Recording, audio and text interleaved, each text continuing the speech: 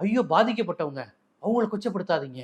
அவங்களே குழந்தை இழந்துகிட்டு இருக்கிறாங்க. அவங்களே தம்பிய இழந்திருக்காங்க. அவங்களே புருஷனை இழந்திருக்காங்க. பொண்டாட்டி இழந்திருக்காங்க. பெத்த மகனை இழந்திருக்காங்கன்னு. ஐயா அந்த பதட்டம் எனக்கு இருக்கு.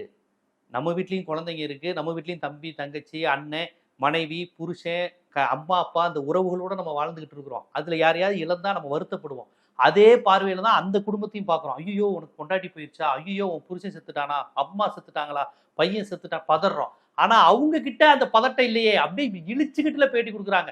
உலகத்திலேயே இழந்ததுக்கு அதாவது தன் குடும்பத்திலிருந்து ஒரு உறவு இறந்ததுக்கு அப்புறம் செத்து போனதுக்கு அப்புறம் அவ்வளவு மகிழ்ச்சியோட வாங்கினது இவங்க மட்டும்தான். ஒரு துளி இதுல உண்மைக்கு புறம்பான செய்தி இல்ல. அந்த பைட்டு அந்த பேட்டி எல்லாம் எல்லா சேனல்லயும் வந்திருக்கு. நீங்க பாருங்க. பெத்த பையன் இறந்தத வந்து ஐய்யயோ! பையன் இறந்தத வந்து என் பையன் செத்துட்டான். ஆனா விஜய் முதலமைச்சரா வரணும் அப்படிங்குது. பையன் செத்துட்டான் விஜய் முதலமைச்சரா வரணுமா? இவர் பையன் ஏதோ ஒரு லட்சியத்துக்காக செத்த மாரியும், அந்த லட்சியம் நிறைவேறனா விஜய் முதலமைச்சர் ஆகணுங்கிற மாரி ஒரு பேட்டி.